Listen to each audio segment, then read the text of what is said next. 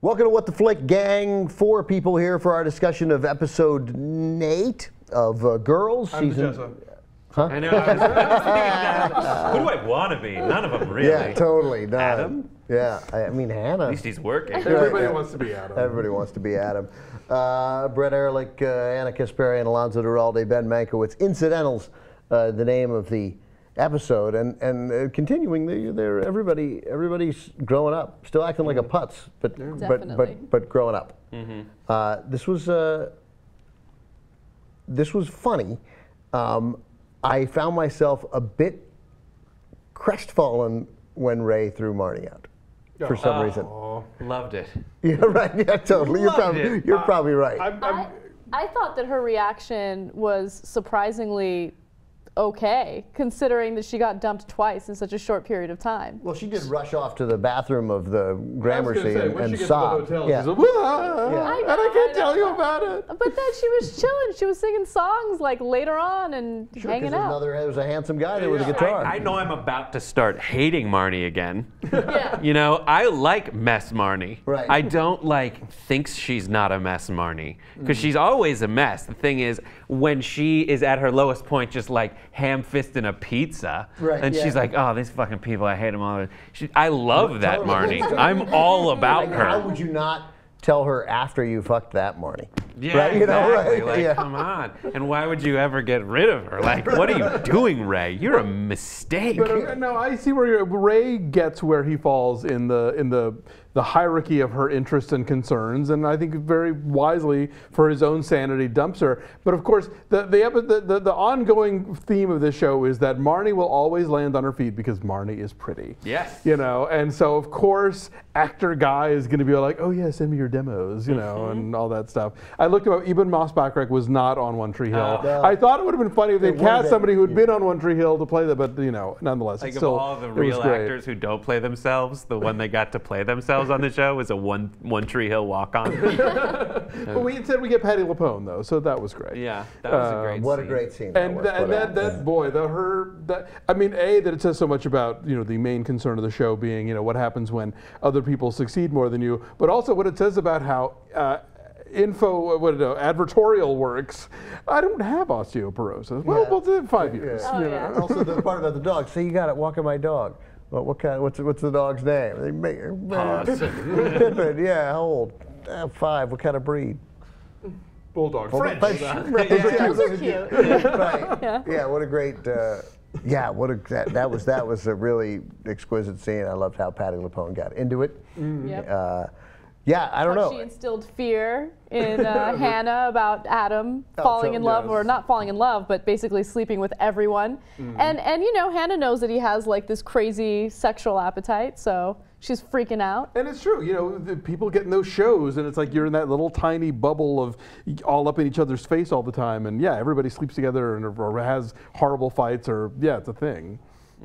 Yeah, I really enjoyed this episode. What I like about the advertorial aspect and bringing it into this episode from the previous episode where everyone is describing how successful they wanted to be and how long it's been since they've ever tried to express themselves creatively, when they were all sitting around the coffee table, and then for her to finally get that check and be like, I make this is how much I made this week. I don't think they took taxes out yet. Yeah, right. They did, and you can go buy that awesome dress. You're right, because before it was this sort of theoretical conversation, and here it's the full corruption of art. Because she's like, we're going to sit down and talk about Sembala, or whatever the fucking medicine is called, right?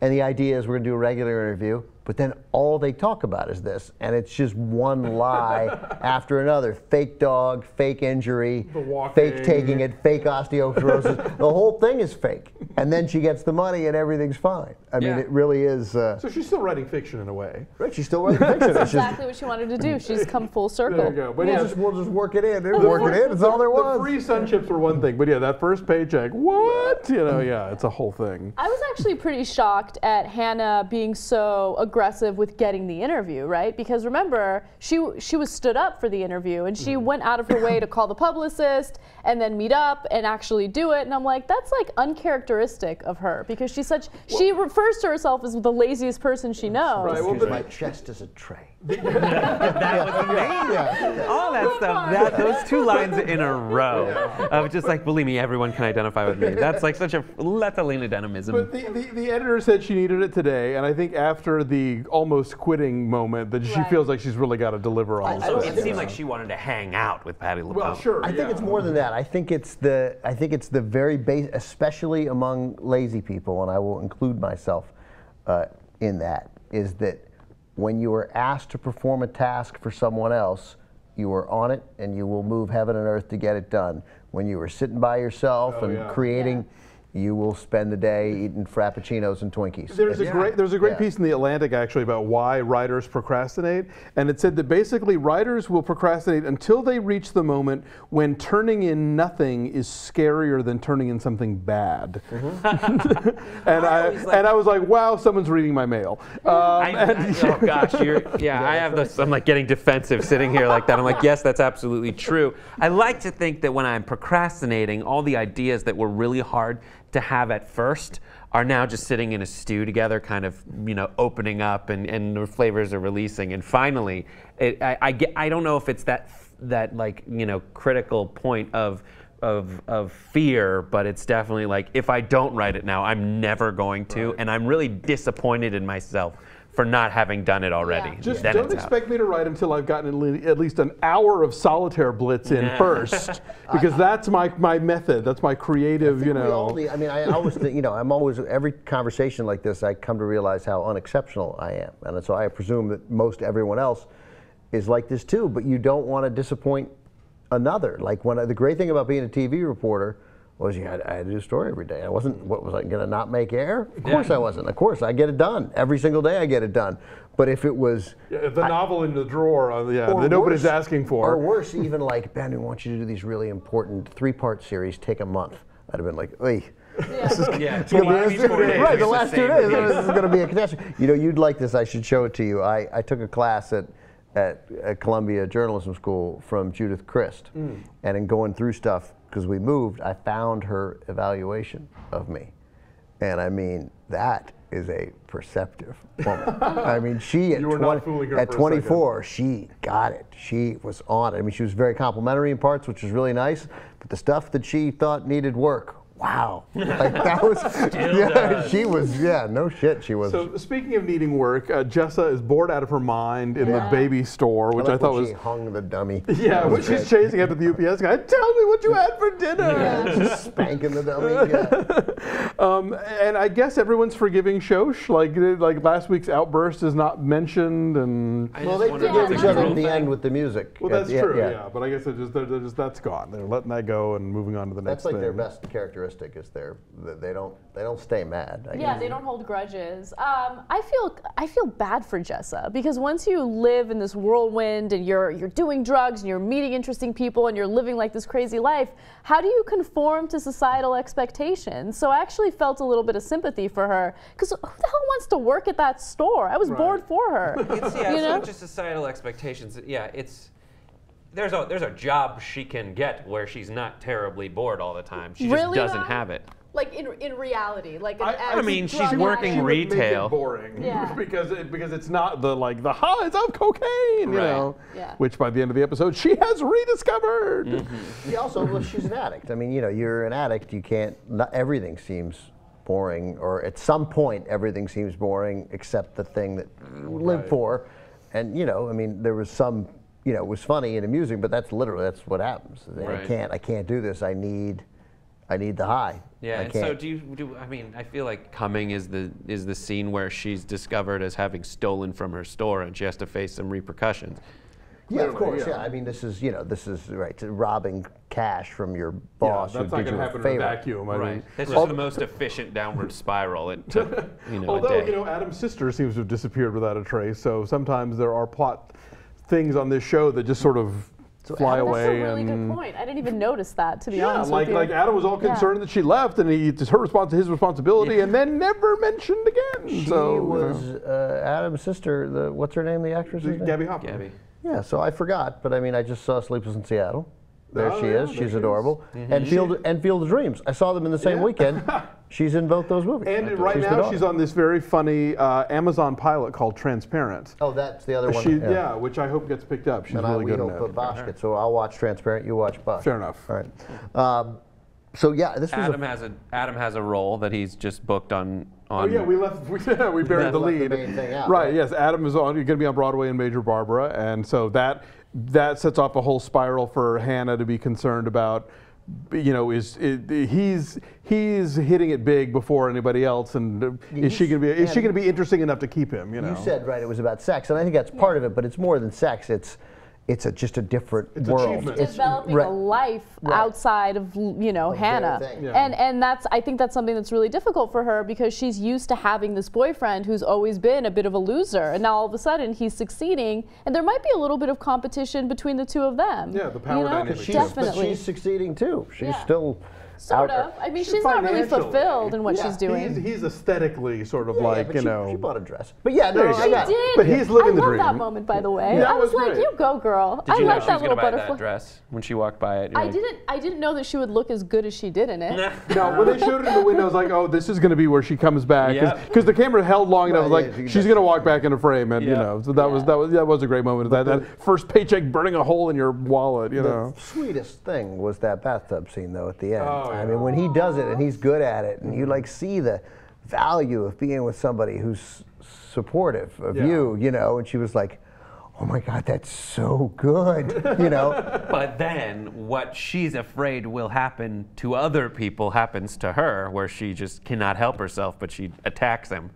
You know? Right, he's doing an accent. He's a good-looking guy doing an accent. Oh, Please, well, yeah. please. Well, it would be kind of an old-timey accent. Yeah, Not exactly. That doesn't work as well. Yeah, no one knows, like, there's a new kid in school and they have an old-timey accent. Yeah, that kid does like he's a Harlem Globetrotters announcer in 1924. It's amazing. Yeah. He's pure carnival barker. When he first asked me what I hear, what I say.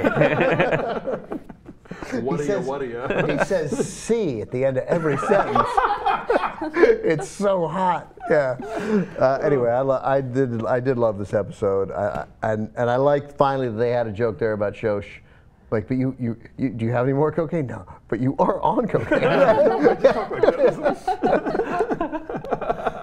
And just that conversation of like a guy on coke and Shosh. With just like Right at the same level. Right Yeah. at the same level. And he just starts talking. He's like, "Well, the thing is," she goes, "I know just what you mean." Yeah, that's right. Oh my God, it was agony. This season is on fire. I'm telling you. I'm really impressed with how the show is going, and I think that there were times in the first couple ones where you're like, well, okay, this works. Maybe this is not. But every episode this season, I think, has been bam. I love it. And who's the Hannah's gay friend? What's his name? Oh, Elijah! I love how great. Elijah's idea of Broadway stardom Right. versus what Adam's actual reality of it is, that he's just obsessed with, like, you got to go to this bar and this where they play piano and that he's all about like the chorus boys and the musicals and the networking, and I was like, I don't. So I think give there's a shit. lot about this episode that really is about sort of the corruption of art, because on Hannah's side it's full and complete, and this fake interview with Patti LuPone and the paycheck and the seductiveness of it, and then Adam and Patti LuPone's participation and in Patti it LuPone's for her complete- own paycheck. for her own paycheck completely. They both have a fake conversation they're going to put in a real magazine because. Whereas Adam, when confronted with the allure of Broadway, and as you said, the networking you can meet, he's like, at some point, he's like, yeah, I don't want to do any of that stuff. Why don't you just want to kind of, after the show, don't you maybe just want to go home? Go sleep. Yeah, go sleep. Yeah, and he's saying, and I get to see Hannah. Like, I go home, and then Hannah and I get right. All of a sudden, nerd. Adam is this, really irritating dude who's fucking it up for the rest of us. What's funny is how much I despised Adam Right, at the very totally. beginning of the series. I thought he was such a despicable person, but he's evolved into the most likable character in the entire show. I love Adam. I can't get enough of him. I know, and Yeah. Ray with this sort of incredibly noble gesture this week. I mean, this sort of, come on. Like I can't. I mean, I wouldn't have done it, but I love that he did it. I mean, in hindsight, I love that he did it after you guys have explained it. The healthy thing for him to do is nefariously and secretly make her fall in love with him.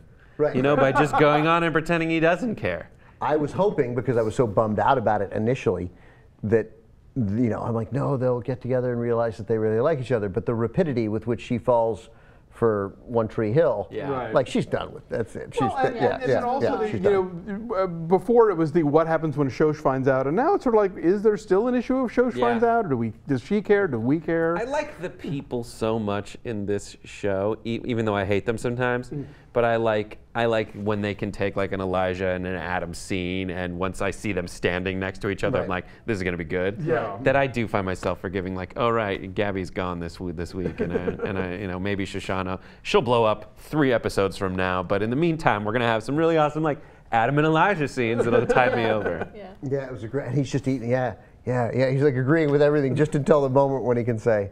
Yeah, none of that interests me. It was good stuff. And also Elijah just going, I hate that I love this man. That's right, yeah. So good.